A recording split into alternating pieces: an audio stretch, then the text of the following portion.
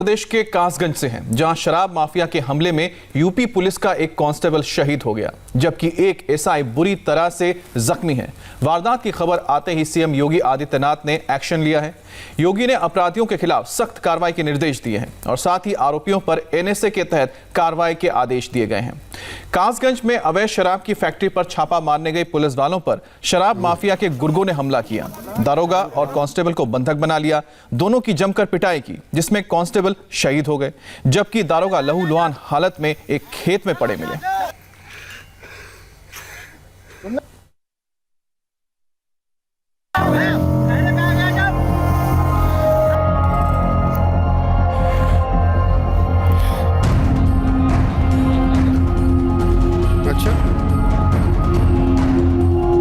उत्तर प्रदेश में फिर हुई बिकरू कांड जैसी वारदात।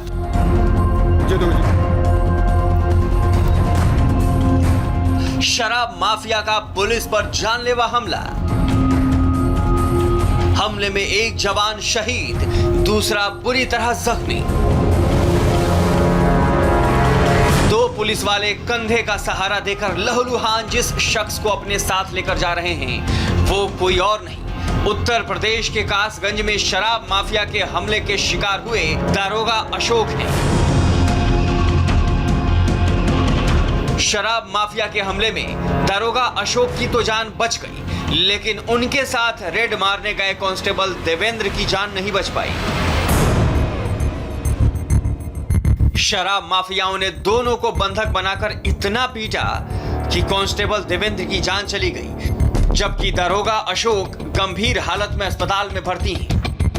दुस्साहसिक कार्य को कृत्य किया है, उसके लिए पूरे गांव को घेर के तलाशी अभियान चलाई जा रही है।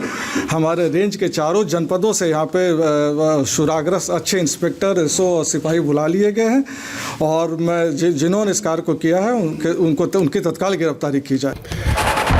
आपको बताएंगे कि कासगंज में शराब माफिया के ठिकाने पर रेड मारने गए इन पुलिस वालों के साथ क्या हुआ, लेकिन उससे पहले आपको बताते हैं कि अब इनके गुनहगार शराब माफिया और उसके गुर्गों का क्या होने वाला है। क्योंकि जैसे ही पुलिस वालों पर शराब माफिया के हमले की खबर लखनऊ पहुंची, सीएम योगी एक्शन में आ गए। ताबड़तोड़ आरोपियों के खिलाफ कार्रवाई का ऑर्डर जारी किया।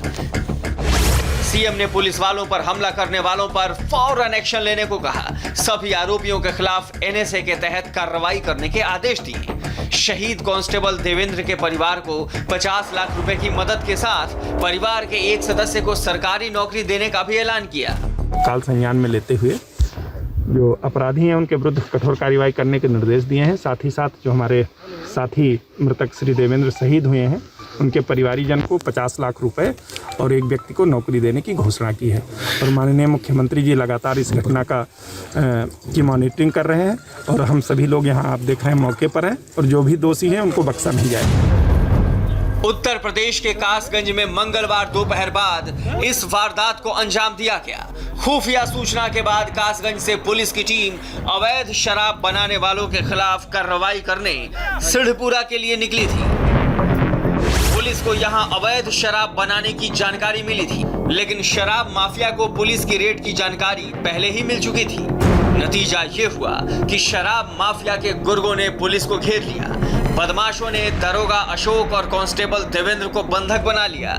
बाद में दारोगा अशोक लहूलुहान हालत में एक खेत में पड़े मिले, जबकि कुछ दूरी पर कांस्टेबल देवेंद्र बेसुध हालत में मिले। अस्पताल ले जाने के दौरान कांस्टेबल देवेंद्र की मौत हो गई। 6:30 बजे थाने पे किसी ने सूचना दी यहाँ के क्षेत्राधिकारी को कि वहाँ यहाँ के हल्का इंचार्ज और यहाँ जो उनके हमरा कांस्टेबल थे उनके साथ मारपीट की गई है। तत्काल पुलिस फोर्स सिरपुरा से और अगल बगल के जनपदों से वहाँ पर मौके पर भेजा गया। तो कटरी, काली नदी की जो कटरी है उस पर 3 किलोमीटर जो जिधर बहाव है उसके 3 किलोमीटर कटरी में दोनों घायल अवस्था में पड़े थे। कुछ देर के बाद तत्काल उनको वहाँ से उठा के उपचार के लिए जिला जनपद के लिए आया जा रहा था। रास्ते में हमारे कांस्टेबल की डेथ हो गई। यूपी के कासगंज के नगला धीमर गांव में हुई इस वारदात ने कानपुर के बिकरू कांड की याद दिला दी है। बेगरू में भी छापेमारी करने गई पुलिस पर विकास दुबे और उसके गुर्गों ने हमला कर दिया था, जिसमें कई पुलिसकर्मी शहीद हो गए थे। बाद में विकास दुबे भी एक एनकाउंटर में मारा गया। कासगंज की वारदात सामने आते ही एक बार फिर से पुलिस महकमे में हलचल मच गई। आनन फानन में अपराधियों की धरपकड़ शुरू हुई। रात के अंधेरे में सर्च ऑपरेशन चलाया गया, लेकिन पुलिस के हाथ अब तक खाली हैं। वारदात को अंजाम देने वाले अपराधी फरार हैं, लेकिन पुलिस ने उन्हें पकड़ने के लिए पूरी ताकत झोंक दी है। जानकारी मिली है कि इस वारदात को मोती नाम के बदमाश ने अंजाम दिया है। मोती एक हिस्ट्री शीटर है और उस पर 11 मुकदमे दर्ज हैं। बता रहे हैं कि उस नगला धीमर जो गांव है, उससे जहां घटना तो हुई वहाँ उस गांव से करीब 4 किलोमीटर दूर पे हुई है, कटरी में हुई है। बिल्कुल सुनसान कटरी है। ये घटना स्थल तो कटरी की है। बता रहे हैं कि दरोगा जी जो जिस समय उनको वहाँ से लाया जा रहा था तो रास्ते में उन्होंने कुछ बातें बताई। उन्होंने कहा कि मोती धीमर है, उस गांव में उस पर थाने का एचएस है और उस पर 11 मुकदमे चल रहे हैं। 11 मुकदमे उस पर हैं और एक मुकदमे में वांछित था। उसकी 82-83 भी 9वें महीने में हो चुकी है, 2020 9वें महीने में हो चुकी थी। अब तक की मिली जानकारी के मुताबिक 4 से 6 लोगों ने मिलकर इस वारदात को अंजाम दिया है। चौंकाने वाली बात यह है कि वारदात के बाद से दरोगा के हथियार भी गायब हैं। पुलिस अपराधियों को पकड़ने में जुटी है। उम्मीद है जल्दी ही अपराधी मोती और उसके साथी सलाखों के पीछे होंगे।